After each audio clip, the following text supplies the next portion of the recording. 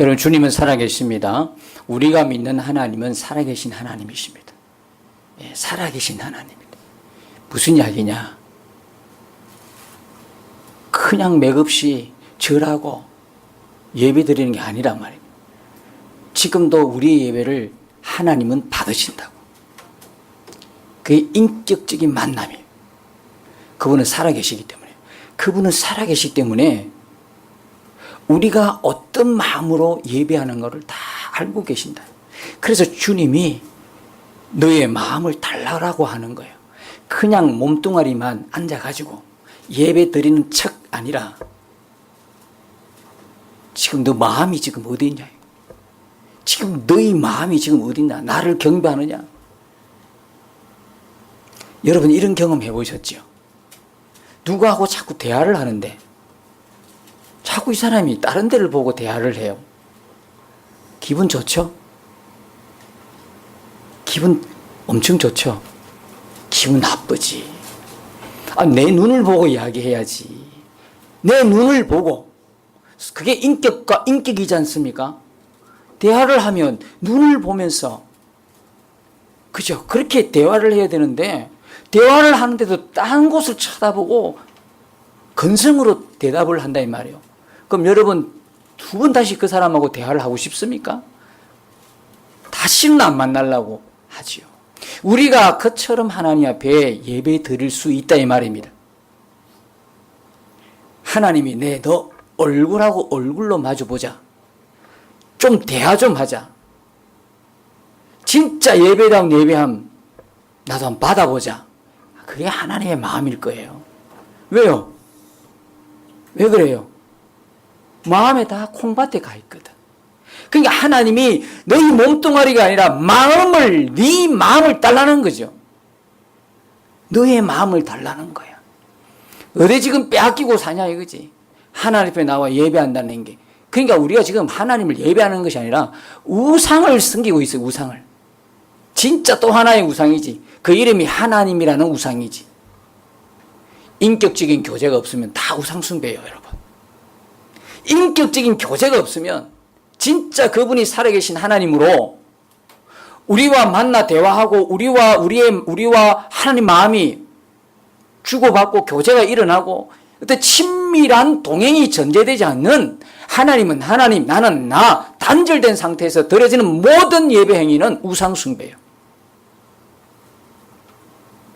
마음이 없어요. 여러분들이 지금까지 태어나서 엄마의 손에 붙들려서 지금 이날 이 시간까지 예배드릴 교회당에 와 있어도 여러분은 예배 한 번 안 드린 사람이 될 수 있어요. 무서운 소리예요. 한 번도 제대로 마음을 들이지 않았거든. 인격적인 교제가 하나님과 전무한 상태거든.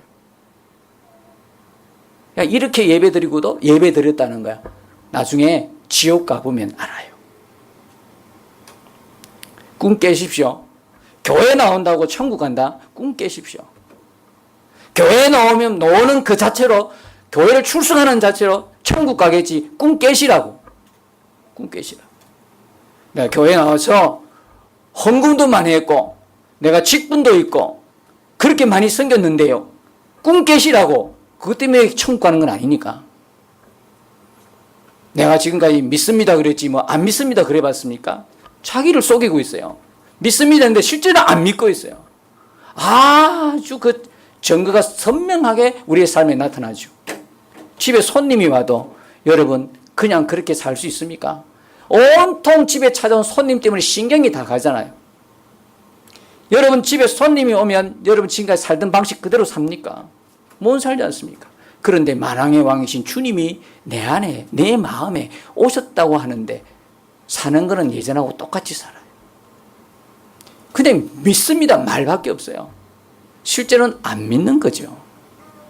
냉정하게 한번 생각해 보면 나 안 믿는구나. 필립 얀시라고 하는 기독교에서 영성 목회자로 알려진 그분이 있는데 그분의 책 중에 내 안에 하나님이 없다라는 책이 있어요. 하나님은 살아계십니다. 아멘 했는데 실제적으로는 부인하는 자들이. 삶으로는 부인한다. 성경은 이를 가정한 자라고. 앞뒤가 안 맞고 속과 끝이 안 맞는 거예요. 믿음의 고백과 삶이 안 맞는 거예요. 믿음은 삶이지. 믿는 거는 교회 안에서, 삶은 내 마음대로. 주님은 나의 왕, 사는 거는 내가 주인 되어 산다. 아니더라고. 이건 아니란 거예요. 세상이 이렇게 어두워졌다고 타라질 필요 없어요. 여러분 그렇지 않습니까? 캄캄한 밤에 후라시 하나만 있어도요 빛은 물러가는 거예요. 캄캄한 밤에 교회 와서 전등 하나만 꼭 눌리면 불 다 들어오면 빛은 물러간다고요. 왜 세상이 어두워요? 왜 세상에 캄캄하게 가면 갈수록 더 어둡다고 이야기해요? 교회가 예수 그리스도의 빛을 발하지 못하는 거예요. 성도들이 우리 안에 계시는, 내 안에 계시는 예수의 빛이 발하는 삶이 아닌 거예요. 그러니까 교회에서만 믿음이지 세상 가운데서는 전혀 믿음하고는 상관없이 사니까 내 안에 비치신 그분이 어둠을 비출 능력이 없는 거예요. 그러니까 세상이 어두워지는 사실 그 책임은 누구에게 있어요? 이미 세상 가운데 있는 사람은 몰라요. 세상이 점점 어두워지는 책임은 교회에 있어요. 성도들에게 있어요. 빛이신 예수 그리스도의 빛을 받은 그 성도들이 제대로 믿음대로 못 사는 거죠. 세상은 어두워지는 거예요. 여러분 환경이 어떻든 간에 여러분이 계시는 그곳이 여러분 때문에 빛이 발해서 어둠이 틈타지 말아야 되는 거예요. 내가 어두워지는 거예요. 내가 어두우니 같이 어두워지는 거예요. 여러분, 우리는 빛입니다. 예수님의 빛을 받은 그리스도인입니다. 우리가 가는 곳에 예수의 빛이 비추어야 되는 거예요. 어둠이 밝은 빛으로 나와야 되는 거죠. 여러분 가는 곳마다 정말 어둠의 세력이 다 떠나고 악한 마귀 사단의 역사가 다 떠나가고 하나님의 구원의 역사가 나타나기를 축복합니다. 하나님은 살아계시다. 오늘도 우리가 예배할 때 하나님 살아계신 그 하나님 앞에 내 안에 오신 그 왕 앞에 예배한다. 그 마음으로 예배하셔야 합니다. 여러분 하나님 나라가 있습니다. 다시 말하면 천국이 있고 지옥이 있습니다. 이것은 여러분 동의하고는 전혀 관계없습니다. 여러분이 아멘 한다고 해서 있고 아멘 안 한다고 해서 없는 게 아닙니다. 이건 있는 거기 때문에 그냥 노멘 안 믿습니다. 그건 자기만 불리한 거죠. 여러분 동의하고는 전혀 상관없습니다. 그러나 하나님의 진리의 말씀에 의하면 하나님 나라는 존재합니다. 천국은 있고 지옥도 있습니다. 할렐루야. 하나님을 이 세상 살 때 왕으로 영접한 사람만, 그분을 왕으로 이 세상 살면서 섬기고 산 사람만 왕이신 하나님 나라에 들어갈 수 있습니다. 이 세상에 살 동안 자기가 왕이 되어서 자기 마음대로 내 생각대로 내 마음대로 산 사람은 결국 아무리 그가 교회에 오래 다녀도 그는 지옥 갑니다. 이게 진리입니다. 이게 성경입니다. 자꾸 내한테 끼워 넣지 마십시오. 내가 성경에 맞춰져야 되지 어떻게 기준을 나로 삼습니까? 그게 바로 타락한 인간 본성이라. 전부 다 나 중심이에요. 나. 내가 중심이에요. 성경 보는 눈도 내가 중심이에요. 내가 중심. 내게 듣기 좋은 말은 아멘이에요. 그러나 내게 조금이라도 불리한 말은 아닌 거예요. 순종 없어요. 순종이 어디 있습니까? 여러분 가장 극악한 죄는 어떤 죄입니까? 사기치고 불륜 저지르고 거짓말하고 도둑질하고 강도짓하고 그겁니까? 그보다 더 악랄한 죄 있어요. 뭡니까? 하나님 말씀에 노. 하나님 말씀에 노. 하나님 없이 자기가 왕되어 산 거 하나님 말씀 앞에 노 했던 그 죄, 그게 가장 근본적인 죄. 하나님이 그 인생의 주인이 되지 못하니까, 하나님이 그 인생의 왕이 되지 못하니까 그가 쏟아내는 모든 삶의 열매들은 악한 열매인 거예요. 거기서 나오는 거예요. 윤리 도덕적인 죄 가지고 저 사람 나쁘다. 당신은 그렇게 비난하는 당신은 하나님을 떠나면 어쩔 수 없어요. 그래서 단 한 사람도 의인이 없어요. 하나님을 떠났기 때문에 단 한 사람도 의인이 없어. 누가 누구의 손가락 하실 필요 없어요. 그렇게 이야기하는 당신은 더 악랄한 죄인이야. 근데 가장 근본적인 죄냐면요, 하나님을 떠난 거예요. 하나님 말씀 앞에 NO, 하나님 말씀에 불순종한 그 가장 근본적인 죄를 안고 있기 때문에 단 한 사람도 세상에 의인 없고 단 한 사람도 스스로 구원할 자가 아무도 없는 거예요. 그러나 치면 조금 도덕적으로 괜찮게 사는 사람, 조금 윤리적으로 좀 우리가 볼 때 괜찮은 사람, 그 사람은 뭐 좀 괜찮게 사는 것 같습니까? 가장 근본적인 죄가 해결 안 되면 그 사람이나 나나 똑같은 거예요. 당신이나 그 사람이나 똑같은 거예요. 오늘 여러분 하나님을 주님으로, 하나님을 자신의 왕으로 영접하는 날이 되시기를 축복합니다. 주님이 곧 오십니다, 여러분. 그냥 뭐 온다 하니까 오는 것 아닙니다. 실제적으로 주님이 곧 오십니다. 주님의 발자국 소리가 들려져야 되는 겁니다. 여러분 하나님 나라와 그의 의를 먼저 구하라 그러셨죠. 여러분이 그 말씀에 순종해서 하나님 나라와 의를 먼저 구하지 않습니까? 왜 그렇게 말씀하셨을까요? 하나님 나라와 의를 구하라 그 위에 뭐가 있던가요? 맨날 우리가 가장 중요하게 생각하는 이슈가 있지 않습니까? 마태복음 6장 33절 이후에 보면 뭐가 있죠? 먹고 마시고 입고 생활하는 거예요. 그러니까 왜 하나님이 하나님 나라와 의를 먼저 구하라 했냐면 맨날 먹고 사는 이 문제 때문에 살아가는 이것 때문에 까마득히 뭘 잊어요? 하나님 나라에 대해서 전혀 생각 안 하는 거. 아, 천국에 있다, 지옥에 있다, 하나님 나라가 있다, 하나님이 계신다. 그게 대해서 전혀 생각을 못해. 왜? 먹고 살기 바쁘니까. 도무지 그분이 생각이 안 나요.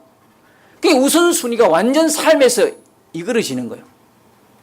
뭘 먼저 해야 되고 뭘 나중에 해야 되는지 질서, 조화, 균형 다 깨진 거예요. 여기에 무슨 평안이 있습니까, 여러분?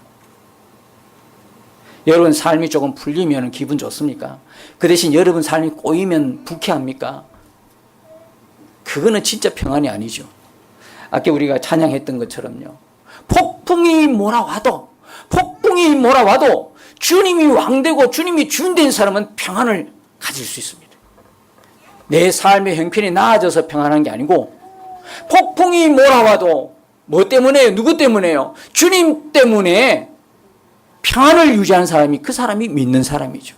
진짜 교회 나오고 믿는다고 그러는데 좋을 때는 하나님 축복 주실 때는 하나님 은혜 주실 때는 마음이 그렇게 편안하다고 찬양하면서 금방 돌아서서 삶에 조금 어려움 오면 뭐라고 이야기해요? 불평, 원망, 하나님이 살아계신가 안 살아계신가? 이런 소리를 하는 거죠. 그건 믿음이 아닌 거죠. 진짜 예수님이 우리의 왕이고 예수님이 주인된 그것을 진짜 믿는다면, 하나님 나라가 진짜 존재한다는 걸 우리가 믿는다면, 하나님이 살아계신 하나님의 것을 믿는다면 우리는 어떤 상황에서도요 주님이 주신 평안을 잃어버릴 수가 없게 되는 것입니다. 오늘 여러분 안에 이 놀라운 하나님의 평안이 충만히 임하기를 축복합니다. 오늘 우리가 읽었던, 그래서 이런 복음을 들으면, 아껴도 영상을 봤지만요, 여러분이 진짜 복음을 알면요 이대로 지금까지 이대로 살아온 모습대로 못 살게 되어 있습니다.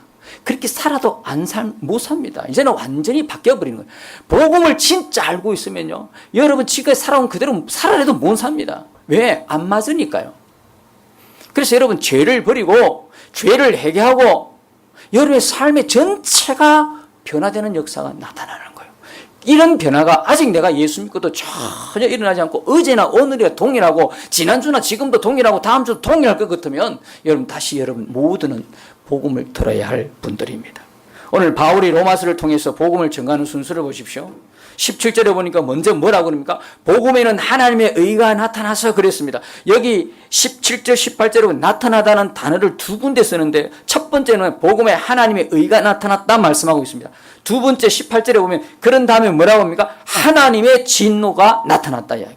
이게 여러분 하나님의 사랑입니다. 이게 놀라운 하나님의 사랑이에요. 하나님이 무지막지하게 죄전 그대로 심판을 해버리면 살아남을 자 아무도 없어요. 근데 하나님 먼저 뭘 주십니까? 먼저 심판을 하십니까? 하나님의 의로움으로 우리를 어렵다 하십니까? 뭐가 먼저입니까? 하나님이 우리를 어렵다 하시는, 이게 복음인데 이게 하나님의 사랑이라고. 여러분, 하나님이 참 안 계신 것 같아. 왜?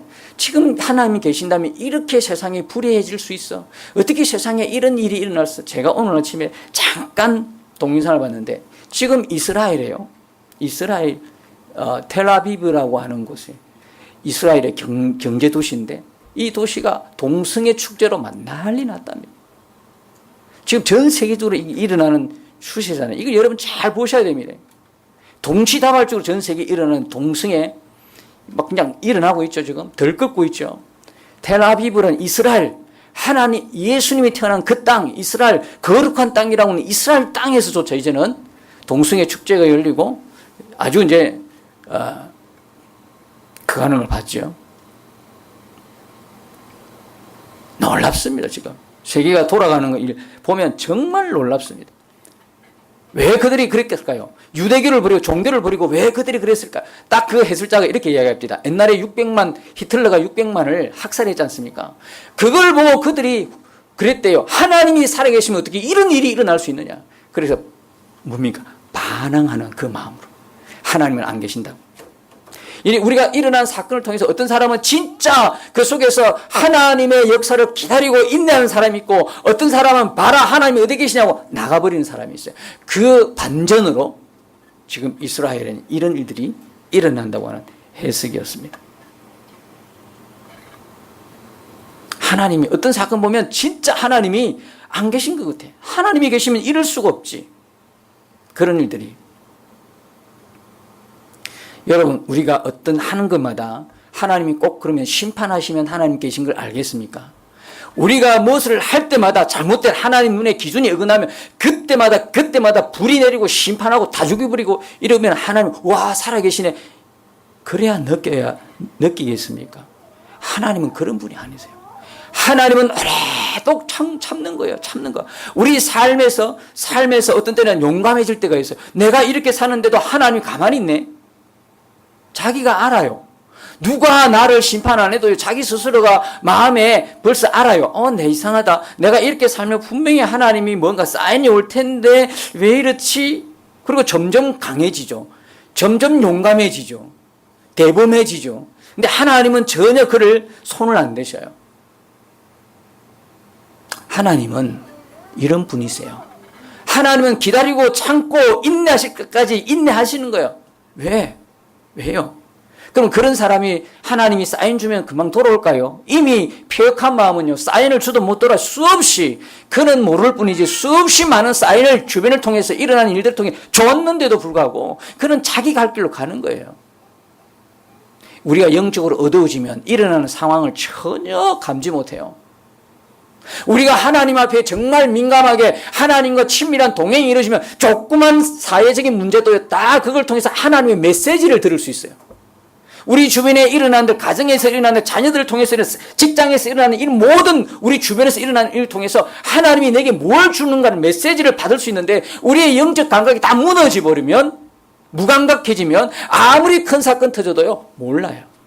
동성애 일어나도요 크리스찬 중에 이렇게 이야기합니다. 시대적인 추세지 그렇게 생각합니다. 진보니까 이렇게 아주 그냥 고상하고 우아하게 말합니다. 진보 성향의 사람들은 그걸 허용하지 이렇게. 여러분 그리스도 안에 진보가 있고 보수가 어디 있습니까? 예수만 있지. 그러니까 줘도 몰라. 사인을 줘도 몰라. 하나님은 일일이 다 심판하려면 살아남을 자가 없어요. 그러니까 하나님의 사랑이 뭐냐? 복음을 우리에게 먼저 주셨다는 거예요. 복음이 뭐죠? 복음이 뭡니까? 하나님의 의가 나타나는 것. 하나님의 의가, 불의한 인간에게 하나님의 의가 나타났다는 게 복음인 것입니다. 여러분, 우리 모든 사람들에게 가장 절박한 문제가 뭘까요? 하나님을 떠남으로 말미암아 반드시 망하게 되었다. 반드시 죽게 되었다. 하나님의 말씀대로 살지 아니했기 때문에 반드시 죽게 된 존재가 우리다 이 말이에요. 의인은 없나니 한 사람도 없어요. 모두가 그로 인하여 죄인 되었어요. 그럼 이 죄인 되었다고 하는 게 뭐냐? 도대체 내가 지은 죄는 뭐냐? 그 결과는 뭐냐? 그 결과가 뭐냐면 지옥 갈 수밖에 없는 죄인이라는 거예요.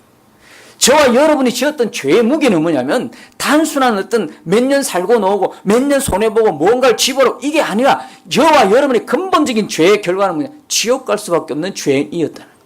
이런 죄인을 하나님이 예수 그를 통해서 십자가에 우리의 죄를 대신해 죽으심으로 우리를 살린 거예요. 그래서 그분의 대가를 통해서 우리가 살아난 존재라는 거예요. 우리가 원래 망한 존재, 망할 존재. 어떤 분이 이렇게 얘기합니다. 목사님, 우리가 어떻게 말씀대로 다 살 수 있어요? 이렇게 이야기하면 어떻게 하나님 말씀대로 우리가 다 살 수 있어요? 여러분 그렇게 생각하십니까? 여러분 어떻게 하나님 말씀대로 다 순종하며 살아갈 수 있어요? 살아갈 수 있습니까? 살아갈 수 없습니까? 살아갈 수 있다고 생각합니까? 살 수 없다고 어떻게 우리가 하나님 말씀대로 다 순종하며 살아갈 수 있지? 못 산다고 생각합니까? 아니면 살아갈 수 있다고 생각하십니까? 어느 쪽이십니까? 꼭 이렇게 물어보면 침묵하죠. 속지 마십시오. 하나님 말씀대로 우리가 어떻게 살아갈 수 있어? 뭐 대충 우리가 그냥 연약한 존재인데 하나님 긍휼히 여겨주셔서 그냥 우리가 그렇게 하나님의 자비와 사랑으로 가지 않느냐? 하나님 말씀을 지킬 수 없다, 순종할 수 없다 생각하니까 그 사람은 계속 순종 못하는 겁니다. 하나님 말씀은요, 말씀대로 살 수 있게 하셨습니다. 말씀대로 살게 하셨습니다. 하나님 말씀에 여러분이 지금 그렇게 못 살더라도 생각은 분명히 가지셔야 됩니다. 하나님 말씀을 어떻게 다 순종하며 살아? 아니요. 정답은 하나님 말씀대로 살 수 있습니다. 그 비결이 무엇이죠? 원래 우리의 조상의 아담이 하와가 하나님 말씀에 불순종해서 하나님을 떠나게 되고 그게 우리의 유전적인 죄가 되고 모든 인류가 망하게 됐다면 그러면 생각해 보십시오. 하나님의 말씀을 그대로 순종하며 살 수 있도록 하는 비결이 뭘까요? 그게 뭘까요? 원래 에덴 동산에서는 하나님 말씀을요 어기는 그 자체가 생각도 못했어. 그거는 그냥 하나님 말씀 그대로 진행되고 그대로 순종했으니까. 그런데 사단이 들어와 인간으로는 유혹받아서 하나님 말씀을 어기게 되면서부터 시작된 거잖아요. 그렇다면 오늘 우리에게는 하나님 말씀대로 살 수 있느냐? 아니요. 어떻게 그걸 다 하나님 말씀대로 살 수 있나요? 아니죠. 그건 썩는 거죠. 하나님 말씀대로 다 순종하면 살 수 있습니다. 어떻게 해요? 그게 바로 미국에 가면 딱 공항에 내리면 기독교인들끼리 서로 나누는 인사가 다르답니다. 우리나라는 어떻게 인사합니까? 어느 교회 다니시죠? 이렇게 물어보네요. 어느 교회인가요? 교회 다니고 안 다니는 거가 기준이야. 우리는 교회가 다니느냐 안 다니느냐 기준이야. 안 다니면 불신자, 다니면 신자. 그렇게 기준이에요. 근데 미국에는요 뭐라고 질문하지 않습니까? Are you Christian? No. Are you born again? 이렇게 물어본다는 거예요. Are you Christian? 아니에요. 당신 기독교인입니까? 이렇게 안 물어본다는 거예요. 목사한테 어느 목사님 미국 갔는데 장로님이 그렇게 질문을 하더래요. Are you born again? 그런 거야. 그게 무슨 말이에요? 당신 기독교인이요? 이 말이 아니라요. 당신 거듭나셨어요? 이 말이에요. 목사에게 거듭났냐고 물으면 어떻게 해요? 기분이 상당히 나빴다는. 그래서 나는 그렇게 속으로 생각. 기분 나쁠 일이 아니다. 제대로 질문했다. 여러분 거듭나셨습니까? 여러분은 예수 그리스도의 생명으로 완전히 거듭나셨습니까? 거듭남이 이렇게 거듭나는 사람에게는 하나님 말씀대로 순종하는 게 행복입니다. 거듭나야 순종할 수 있어요. 거듭나야 말씀대로 살 수 있다니까. 거듭나지 않고 교회만 수십 년 다닌다. 말씀 못 지키죠. 그거는 비결이 아니라니까. 교회 출석하는 것이 우리가 말씀대로 사는 비결이 아니에요. 우리가 하나님 말씀대로 순종하며 그대로 살아갈 수 있어요. 아멘. 그 비결이 뭐냐면 거듭난 자에게 예수의 생명이 육신의 생명이 아니라 예수의 생명으로 거듭난 자는 하나님 말씀 그대로 사는 게 은혜고 축복이고 행복인 거예요. 자, 만일에 거듭난 사람이 하나님 말씀대로 불순종하면 어떤 현상이 나타날까요? 거듭난 사람이 하나님 말씀대로 불순종하면 어떤 일이 일어날까요? 견딜 수가 없습니다. 마음이 불편해서. 그래서 에베소서 4장 30절에 성령을 근심하게 하지 말아라. 거듭났다는 이야기는 다시 말하면 성령이 그 안에 있다는 이야기거든요. 그러면 그때부터는 하나님의 거룩한 영이 내 안에 계시고 그 예수님이 나의 주인 된 삶을 살고 왕인 된 삶을 살아가는 사람인데 그 사람이 하나님 말씀 앞에 불순종하게 되면 견디지를 못해. 마음이 너무너무 불편해. 여러분 하나님 말씀대로 못 사는 것에 대해서 불편한 마음을 가지고 계십니까? 그렇게 살아야 되는데. 이 사람은 지금요 하나님 앞에 주의를 지키느냐 안 지키느냐 그건 둘째 문제예요. 그건 아주 당연한 거예요. 뭐 주일날 뭐 하나님 앞에 예배한다? 예배 좀 나와주세요. 예배 드려주세요. 그게 아니라고요. 이 성령으로 거듭난 사람은요 예배 뭐 주일날 이건 둘째 그냥 하던 게 문제가 안 돼요. 그냥 아주 기본적인 거니까. 문제는 더 깊은 곳에 있어요. 이렇게 하나님 앞에 예배 드리는데 마음속에 하나님 말씀대로 못 산 것에 대한 불편한 마음이 있어요. 계속 성령은 성령의 불편한 마음을 전해주시거든요. 이게 거듭난 사람의 특징입니다. 근데 하나님 말씀을 지키면 어떻게 될까요? 기쁨이 샘솟죠. 순종하게 되면 기쁨이 샘솟아요. 여러분 매주일마다 또는 여러분 개인적으로 할 말씀 읽고 듣고 설교를 들으면서 은혜 받고 아멘 아멘 하는데 이 듣는 말씀이 여러분의 것이 되게 하기 위해서는 반드시 뭐가 있어야 됩니까? 들은 말씀 그대로 살 때 그 말씀의 은혜가 여러분의 것이 되는 것입니다. 할렐루야. 그것이 여러분의 것입니다. 이게 거듭난 사람의 특징인 것입니다. 다시 질문합니다. Are you Christian? Or are you born again? 여러분 어느 쪽에 속해 있습니까? 여러분은 어느 쪽이죠?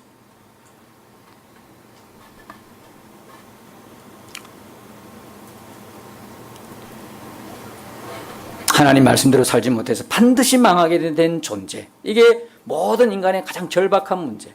지옥 갈 수밖에 없는 존재. 근데 이런 인생이 어떻게 하나님 앞에 어렵다함을 얻을 수 있는가? 이게 우리의 문제였어요. 여러분 어째서 인생의 어렵다함을 얻는 것이 이토록 중요한 주제가 되었습니까?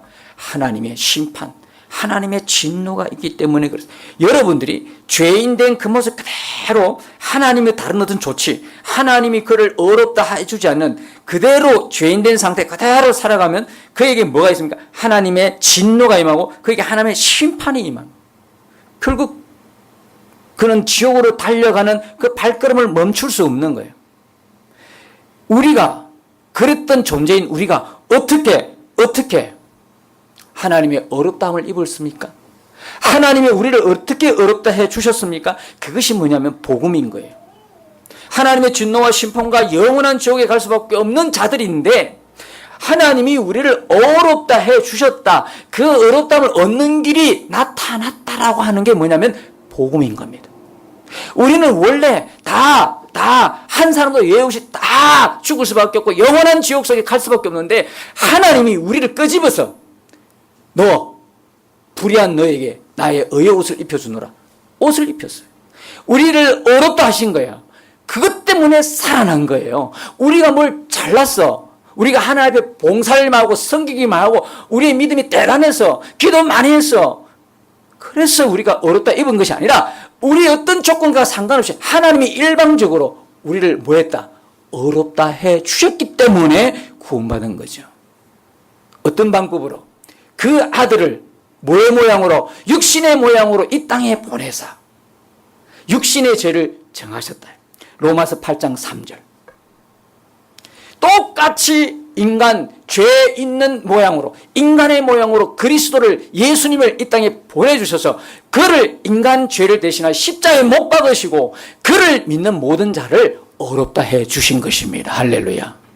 여러분은 나와 상관없이 나의 어떤 노력이나 나의 어떤 공로나 나의 어떤 업적이나 나의 어떤 것으로가 아니라 하나님이 나를 일방적으로 택해 주셔서 그 아들이신 예수 그리스도의 십자가의 은혜로 십자가의 내 대신에 죽게 하심을 통해서 나를 어렵다 하신 것을 믿습니까? 예수 그리스도가 나 대신에 십자가 죽으신 걸 믿으십니까? 이것이 입술의 고백으로 아멘으로 끝나는 것이 아니라 진짜 이것을 믿게 되면 여러분 이제부터 뭐 하십니까? 이전처럼 그렇게 똑같이 살아갈 수 있습니까? 여러분, 예수 믿으면 하나님의 은혜와 복이 임하고 축복받고 성공하고 건강하고 더 이상 이런 것에 쏘으면 안 됩니다. 마지막 오늘 말씀을 마치면서 마지막 여러분에게 무거운 짐 하나를 던져주고 마치겠습니다. 예수 믿기 전보다도 예수 믿고 나면 여러분들이 싸워야 할 게 너무 많습니다. 옛날에 예수 믿지 않을 때는 그냥 여러분 좋을 대로 살아갔습니다. 그러나 예수 믿고 예수 생명이 여러분 안에 들어오면 절대 그렇게 못 삽니다. 이제는 여러분들이 포기할 게 있고 놓아야 할 게 있고 싸워야 할 게 있어요.